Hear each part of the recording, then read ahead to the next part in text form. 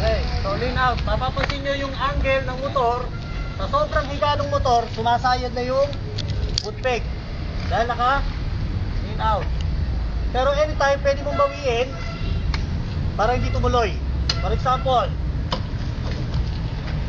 lean out. Okay? Pwede.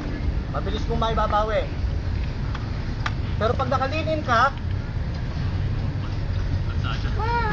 hindi ka bawi. Mamaya, habang bumabangkit ka, makita mo, saraw. Biyahin ka ng ba? Biyahin ka ng ba, Laguna.